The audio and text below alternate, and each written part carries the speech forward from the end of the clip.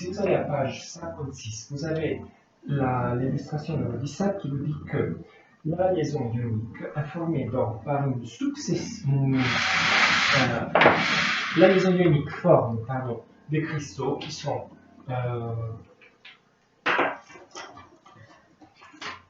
constitués d'une succession de anions et cations dans les 3 dimensions.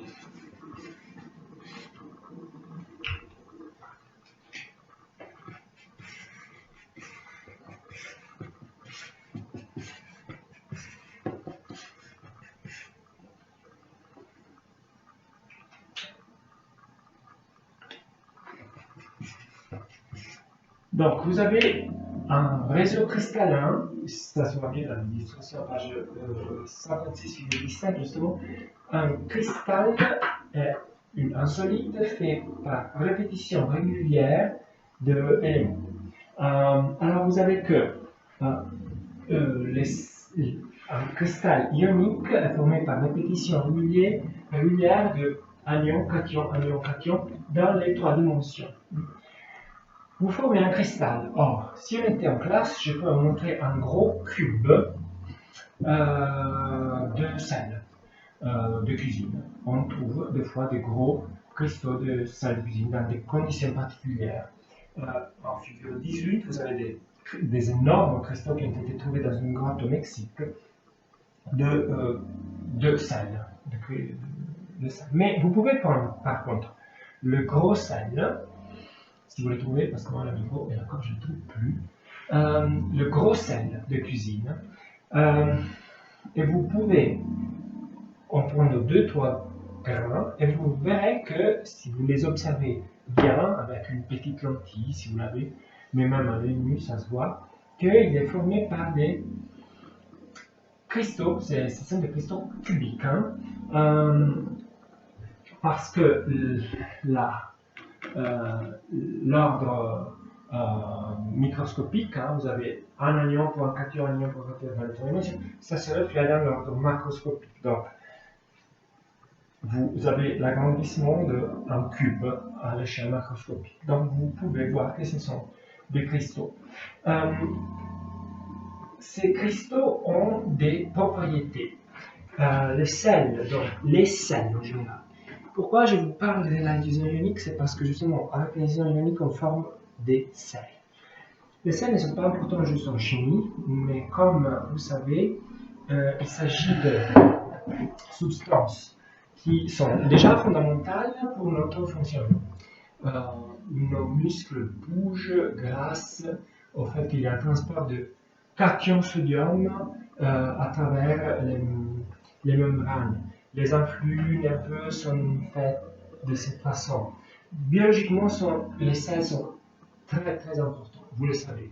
Dès qu'on transpire trop et qu'on perd trop de sel, on est mal et il faut récupérer ces sels tout le temps. Et il faut boire aussi pour cela, pour intégrer les sels qu'on perd tout le temps. Donc, les sels sont fondamentaux. On en trouve partout. Pensez juste à l'eau de mer dans laquelle on trouve des milliards de tonnes de sel.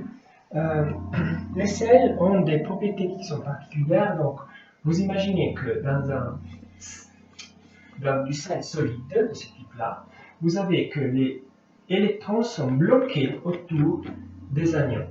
Et donc, le passage de l'électricité ne peut pas se faire à l'intérieur d'un cristal de sel. En effet, ce qui transporte l'électricité dans un câble de métal, ce sont les électrons qui bougent à l'intérieur du fil de métal et transportent l'électricité.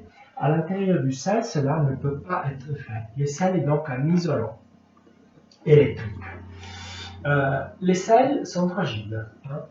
Si vous imaginez, je complète encore là, si j'ai un cristal de sel est fragile, si je donne un coup à un cristal de sel, je déplace les anions face aux anions, les cations face aux cations, il y aurait donc une repulsion plutôt qu'une attraction, et donc là, le cristal se casserait. Vous pouvez l'imaginer comme je vous ai dit, je suis juste désolé, mais en chimie, on a vraiment un très beau cristal de sel. Vous pouvez imaginer que si je donne un coup à ce cristal de sel, il se casse pour cette raison-là. Les sels sont solubles dans l'eau, ça vous le savez. Si vous mettez du sel dans l'eau, après un moment, vous ne le voyez plus parce qu'il s'est complètement solubilisé. Solubilisé, ça veut dire quoi? Que les cations et les anions se détachent l'un de l'autre pour se dissoudre dans l'eau. Pourquoi on a ce phénomène? Alors, je vous le dessine et vous reverrez tout de suite le dessin. Donc, l'eau. Vous savez que l'eau porte deux charges négatives sur l'oxygène et une charge positive sur chaque hydrogène. Alors, quand on met le sel dans l'eau, le anion se trouve entouré, donc une charge négative, se trouve entouré par de l'eau orientée de cette façon. Vous avez la même illustration à page 56. Les hydrogènes sont vers le moins. Les hydrogènes portent des charges positives et donc ils sont attirés par le moins. Je n'ai pas mis ces molécules au hasard. Hein. Toutes les molécules d'eau portent les hydrogènes vers le moins.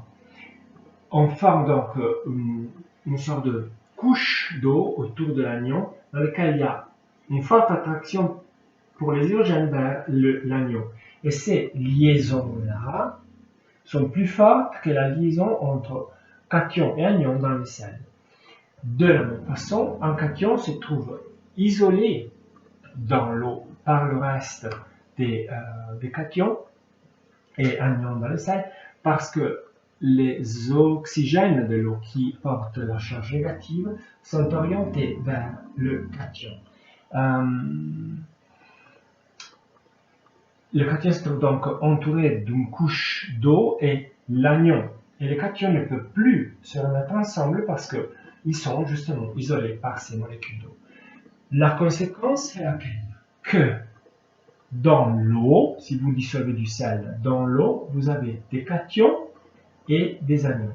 Ceci qui arrive normalement, l'eau du robinet porte des cations et des anions. Vous le savez déjà, des cations calcium, des anions qu'on appelle carbonate, ce qui laisse les calcaires sur l'évier par exemple. Il y a bien sûr des chlorures, il y a du sodium, cations, etc. Ces cations portent l'électricité, peuvent, du moment qu'elles sont des charges, l'électricité est quelque chose de chargé, ils peuvent conduire de l'électricité. Et donc, une solution dans le sel conduit l'électricité, comme vous le savez, parce que il y a beaucoup d'accidents qui arrivent parce que quelqu'un prend un bain avec un électroménager à côté. Si l'électroménager va dans l'eau, la personne reste électrocutée parce qu'il y a le transport des cations et des anions qui sont dans l'eau. Donc, j'ai terminé avec cette partie un peu générale et théorique sur la liaison ionique. Avec la prochaine vidéo, on va voir la nomenclature des sels, qui est une grosse partie qu'il faudra connaître un peu. Je vous donnerai des exercices. Merci.